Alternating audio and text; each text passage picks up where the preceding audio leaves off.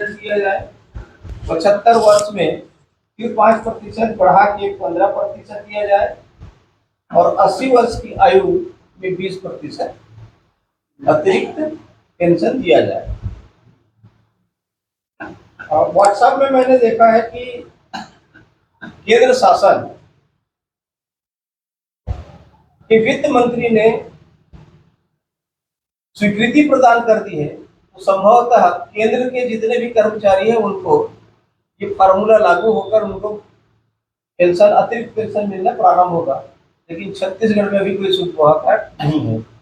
हो सकता है कि चुनाव के बाद हम लोगों को फिर से एक बार धरना प्रदर्शन करना पड़े अपनी मांग के लिए। जैसे पिछली बार गए थे तो 4% तुरंत दे दिया, नहीं तो कान में तेल डाल के छत्तीसगढ़ शासन सोया हुआ था, उसको जगाने के लिए जाना पड़ेगा। और ये परंपरा है कि शासन जब तक गाली न खाए, उसको जब तक जगाया न जाए, तब तक कर्मचारियों की मांग जो है पूरी नहीं होती। इसके अतिरिक्त कुछ बातें हुई जो संगठनात्मक थी, जो संगठन इसके संबंध में था। मैंने प्रस्ताव रखा कि प्रत्येक, हमारे पास छत्तीसगढ़ में 5 संभाग हैं, तो 5 संभाग में संभाग स्तर का गठन होना चाहिए, जिसको सब हमारे स्वीकृति मिल गई है।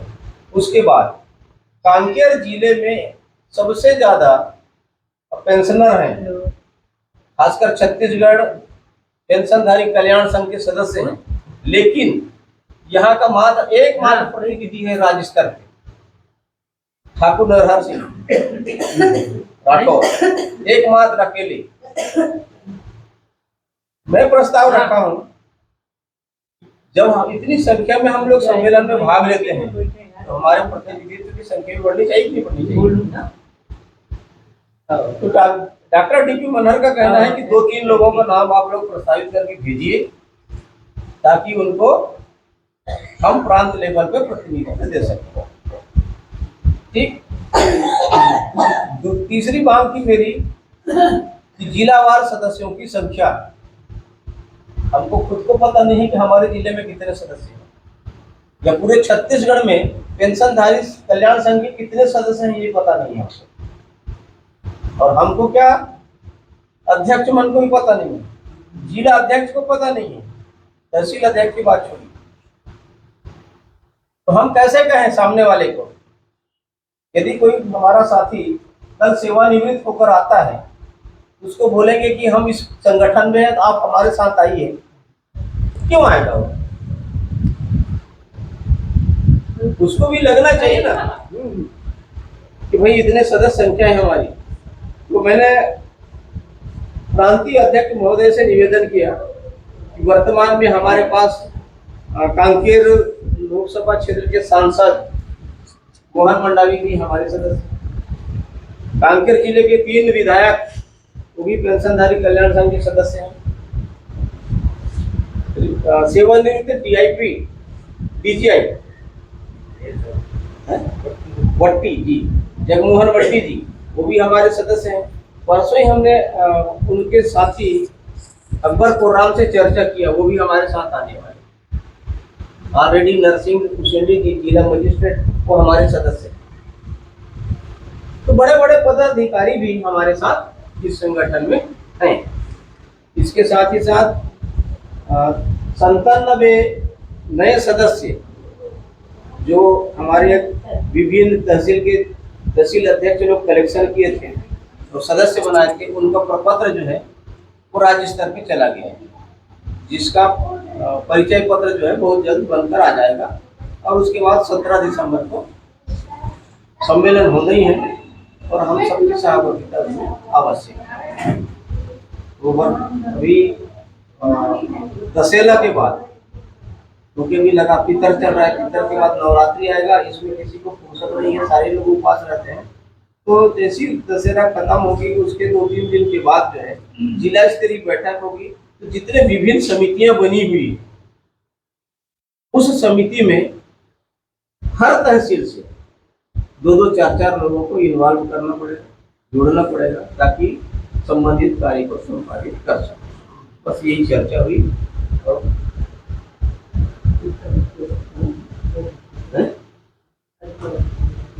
बैठक अभी समय नहीं रहा कि नहीं?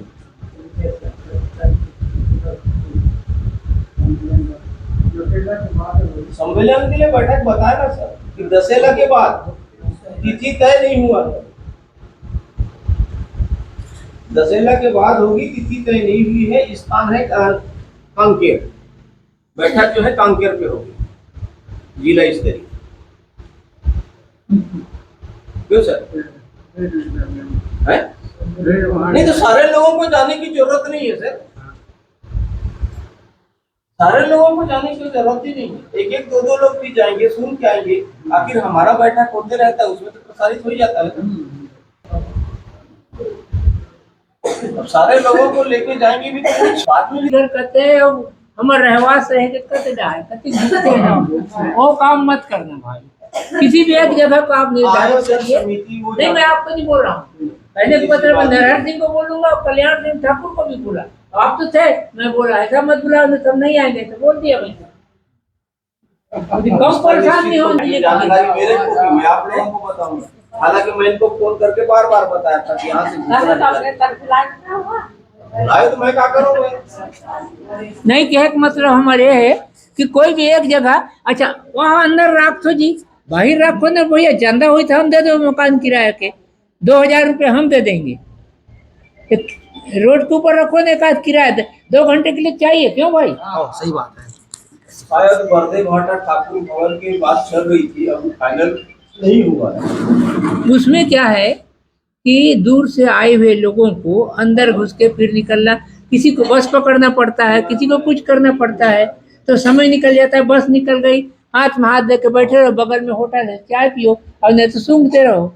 ऐसा नहीं होना चाहिए मामा जी। मैं ये कहना हूँ, आपको नहीं बोल रहा हूँ, मैं उनको बोल रहा हूँ, महामंत्री होने के नाते मैं आपको नहीं बोल रहा हूँ कि ऐसा मत होने देना, ताकि हम आए बैठे। जैसे भानु प्रताप ने बुलाए साईं मंदिर में गए, कोई तकलीफ नहीं हुई, उसी प्रकार और हम आएंगे तो 2-4 तो आएंगे नहीं, एक गाड़ी करके ही आएंगे भाई। उसके संबंध में अब कौन ना माइक कौन मसीद कर भाई, है ना भाई? तो हमें नोचने वाला है। वहाँ ऑर्गेनाइजर कितने लोगों के लिए भोजन की व्यवस्था, नाश्ता की व्यवस्था कर सकता है, वो जाने। क्यों सर? वो समय कहीं नहीं रहा बाबा, ले दे के बिस्किट और मिक्सचर रखवाई नहीं यार, अपने भी तिरे है। हम दिमाग खराब हो गई रहा है मोर साले। एक तो भूखते भूख। तो वहाँ दो संगठन है। एक पेंशनर समाज का है, पेंशन है, कल्याण संघ को अभी अभी वहाँ चालू किया। ये देखिए 10-15 सदस्य हैं, कितना खर्च कर सकते हैं? अभी तो विचारने प्रश्न है। हमारे जैसे इतने सारे लोग 2-2 रुपये देंगे तो हजारों रुपये अपने पास कलेक्शन हो सकते हैं, लेकिन 10 लोग अंतरगढ़ में बनान का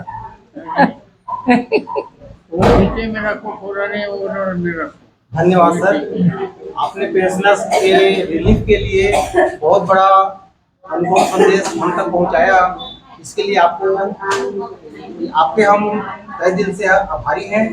थैंक यू वेरी मच आपका सारगर के संबोधन के लिए। आदरणीय समाज बैठे हैं, मैं एक सब बोलना चाहता हूँ। जी जी जी। मेरे मन की बात सवाल ये है, आते देते हैं, आते हैं वार्षिक चंदा देते हैं साल भर के लिए ना, और वो केवल 1 या 2 बार आते हैं। तो इसके लिए कुछ उपाय भी क्या होना चाहिए, ये भी आप लोग सोचिए। साल में 1 बार चंदा दे हो, साफ नहीं आए, अच्छा तो 1 दिन या 2 दिन 2 बार बस, तो काले जान लिया कैसे करेंगे। तो ऐसे में के बात है माता मन, मैं आपको नहीं बोल रहा हूँ व्यक्तिगत किसी को नहीं, लेकिन वो व्यक्ति आया हो, मैं इतना साल हो गया है तो देख के आ रहा हूँ तो ये स्थिति हो रहा, इसलिए ऐसा नहीं होगा तो चंदा की है तो भले 1 आध महीना बीमार करके खुश हो गए या कोई काम में चल दिए तो धन्यवाद सर।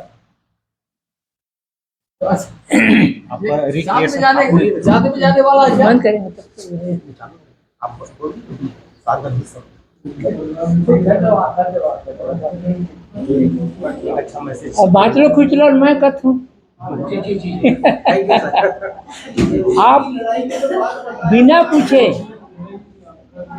सुनो सुनो भाई, ये कोमरा जी हैं हमारे भाई हैं, आप बिना पूछे वर्चे क्या बोलते हैं वहाँ वहाँ कैसे चले गए? कहाँ रहते हैं आप?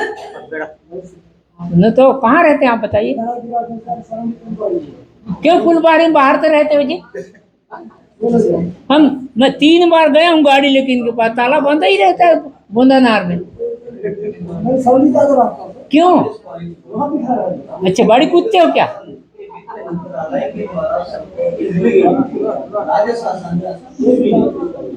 नहीं नहीं अच्छा गया है, आना चाहिए, हर महीना आना चाहिए।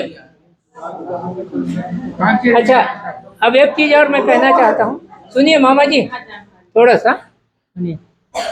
यहाँ पर उपस्थित सभी मेरे पेंशनर भाई बहन चाचा चाची नाना नानी जो भी रिश्ते में हो गए सबको मेरा नमस्कार। आज बड़ी खुशी की बात है कि हमारे पेंशनर भवन में इतने सारे पेंशनर आए हैं। उसके साथ साथ हमारे दूसरे जिले से भी एक हमारे पेंशनर भाई पधारे हुए हैं। कृपया करके आप अपना परिचय बता दीजिए। मेरा नाम इंजीनियर साहब है। मैं धमतरी जिले से हूँ, बकाला तहसील का। और यहाँ मैं यहाँ आया हूँ, बात पूछना था, यहाँ मीटिंग था, बोले चलो चलते हैं, तो मैं यहाँ थोड़ा सा परिचय होगा। तो पहले बाबू थे, बाबू से रिटायर हुए हैं। कौन साल में हुए भैया? 17 में। 17 में हुआ।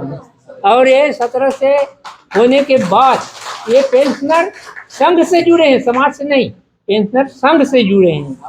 ये बड़ी खुशी की बात है।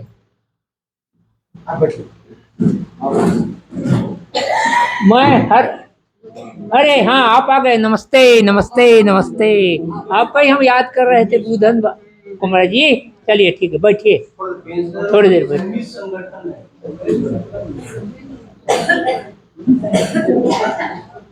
मैं हर महीना में जब भी आते हैं जो भी आते हैं उनसे मैं यही निवेदन करता हूँ और जानना चाहता हूँ कि किसको पेंशन बराबर मिल रहा है या नहीं मिल रहा है। आज भी आप लोग बता सकते हैं कि किसको पेंशन मिल रहा है, सही नहीं मिल रहा है कि क्या हो रहा है, ये आप बता सकते हैं। मैं बार बार कह रहा हूँ और फिर बाद में मैं अकेले रहता हूँ, बाबा मोर ये नहीं मिली से, बाबा मोर वो नहीं हुई से, ऐसे मत कहो। सबके सामने बोलो तो कुछ काम करेंगे। और आप लोग बराबर मंथली में एक बार, महीना में एक बार अवश्य आइए। क्यों आएंगे? आप लोग 250 रुपये फोकट का थोड़े देते हो भाई, हैं?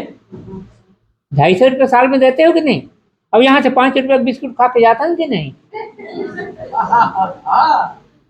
गलत बोल रहा हूँ क्या? बताओ सही है कि नहीं? कुछ भी हो, यहाँ से कोई पेंशनर खाली गया ही नहीं है। चाहे चाय पियेंगे या बिस्किट खाएंगे, चॉकलेट खाएंगे, कुछ भी खाएंगे, मगर यहाँ से खा के ही जाते हैं। ये हमने ये बना के रखा है कि हमारे पेंशनर भाई बहनों को खुश रखें। और 1 महीने के अंदर में आने का मतलब क्या है?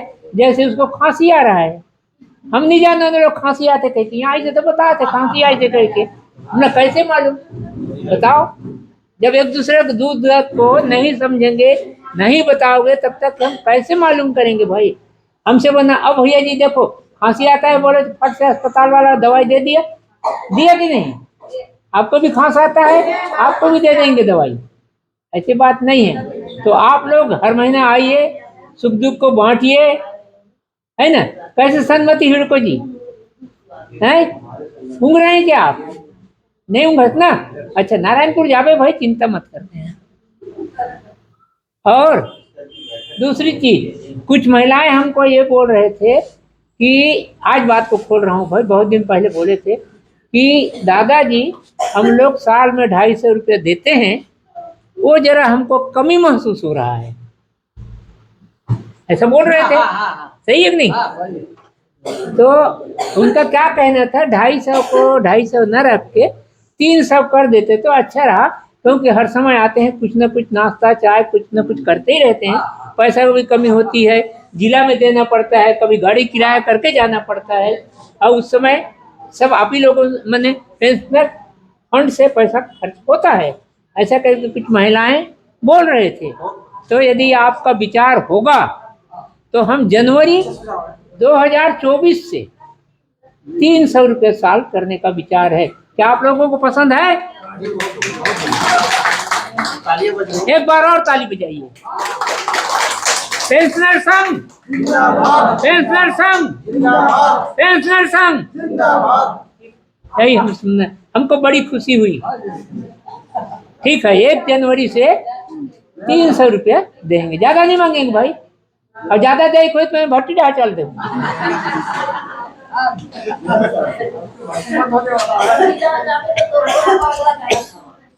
टेलर जो है ना, thank you very much sir. आप अगर एक मिनट, हाँ जी जी आप जी। अगर पैजामा बनवाओगे तो टेलर पेशाब करने के लिए जगह रखता है। आप कितना ही मने शराब की दुकान बंद कर दो, पीने वाले कहीं न कहीं घुसड़ के पी लेंगे जी। क्यों, सही बोल रहा हूँ गलत बोल रहा हूँ? बिल्कुल बिल्कुल सही कह रहे हैं। जल अपना प्रवाह जो है, जल तो अपना प्रवाह तो स्थायी रखेगा ना, उसे तो कोई रोक ही नहीं सकता। उनका बहना काम है। आप बांधने का प्रयास करेंगे, उसको भी फोड़ करके जो है, जैसे मेड़ फूट के, मेड़ फोड़ के पानी ज्यादा होते तो निकलते नहीं, तो इसलिए वो अपन मेड़ फोड़ के आगे बढ़ी। मेरा फुटत रहा है, हम और तो न है जो क्यों सोचा वो मेरा बांध देबो, अरुणी किरिस है, अरुणी सो गए रात भर, तो हम अरुणी न हन दादा। धन्यवाद सर। और किसी को कुछ कहना है? 80 साल मैं नहीं जाऊँ, मिले थे कि नहीं मैं पता लगाऊं बैंक में भाई, मैं खुद कहा था 80 साल से ऊपर वालों में, जैसे कि मामा जी ने बताया 20% मिलना है, ये तो तय है, मिलेगा ही, लेकिन उसके लिए हमको प्रयास करना पड़ेगा, तभी होगा। नहीं तो बैंक वाला में क्या कहते हैं बताओ, अरे हमारा पैसा बच रहा है नहीं कि जाने दे साले को, वो तो है भैया, आप नहीं जाओगे, आप नहीं बताओगे तो थोड़ी जाने। बचाता है वो, बैंक वाले तो खुशी मनाएंगे, शाबाश कहेंगे। बताओ उसको 5% मिलना। आपका प्यारा सा संबोधन, सारगर्भित संबोधन, जो हमारे पेंशनर्स भाई बहनों के लिए। क्योंकि वहाँ पे धमतरी जिला में कृपा शंकर मिश्रा जी हैं, जो पेंशनर छत्तीसगढ़ पेंशनधारी कल्याण संघ के जिला अध्यक्ष। तो बस वो सोचिए, बखारा है, मैंने संग है भाई। अखाड़ा जो है ना वो दीवान। एक मिनट सर। वो तहसील संघ होगा। हाँ तो बस वही तो है, और आप एक हैं। 1 minute sir. Thank you very much sir. आपका बहुवैकल्पिक विचार जो 80 वर्ष पूर्ण होने के बाद जो लाभकारी है, जो पेंशनर के सामने में जो रखे, ये हमारे लिए सभी को याद करने योग्य बातें हैं। और हमारे भाई बहनें यदि छूट जाते हैं तो उन्हें आप जो है मैसेज कीजिए, बताइए, कान्वे करिए। और एक बहुत अच्छा संदेश आपके माध्यम से, दादाजी के माध्यम से हमें सुनने को प्राप्त हुआ, जो हमारे लिए लाभप्रद है।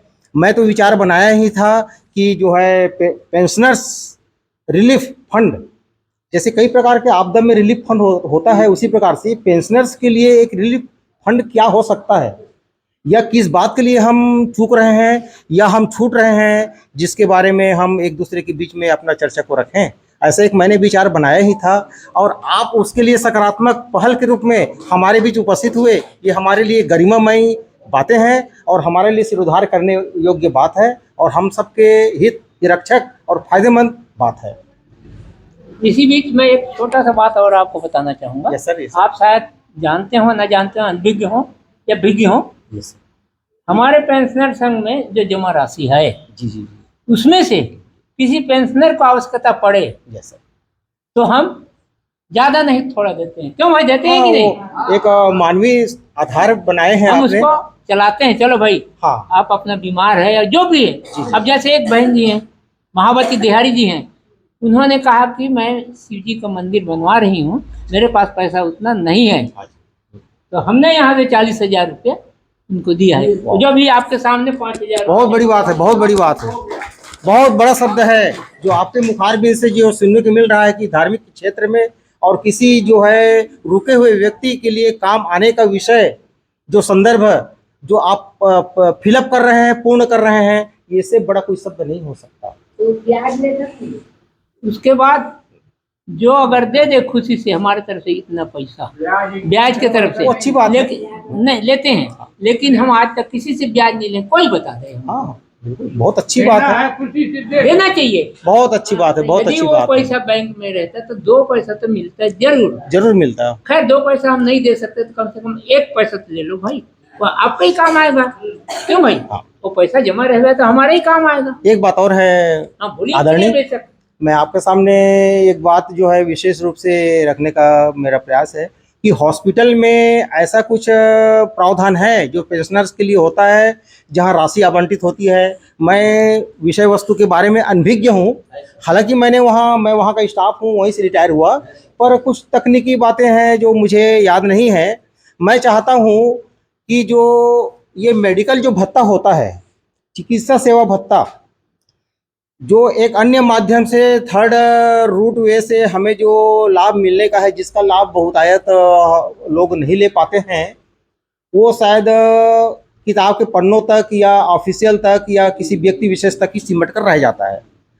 क्यों ना इसका जमीनी स्तर पर पेंशनर्स को इसका फायदा मिले, ऐसा इसमें एक पहल किया जा सकता है सर, कि हमें इसका जो भत्ता हमारे पेंशन की राशि पर जुड़कर हमें प्राप्त हो। वो जो है ना, वो सब हम मांग पत्र दे चुके हैं। हाँ सर। वो राज्य स्तर से ही होगा। अच्छा अच्छा अच्छा। अच्छा, जहाँ तक सवाल है पेंशनरों को मैंने अस्पताल से देना, तो उसके लिए तो ये राशि निर्धारित है। हाँ जी जी है? जी जी। राशि निर्धारित है, मगर एक चीज और भी है उसमें, मैं बता रहा हूँ। आप अस्पताल विभाग के कीड़े को जानते हैं। हाँ जी। अब मैं बड़ा कीड़ा को जानता हूँ। बिल्कुल सर। हाँ ऐसा है, आपको सर्दी हो गई है ना, सर्दी हो गई, आपको बेड दे दिए है, शाम को रिचार्ज कर दिए, लेकिन दवाई का पैसा कितना चढ़ गया आपका?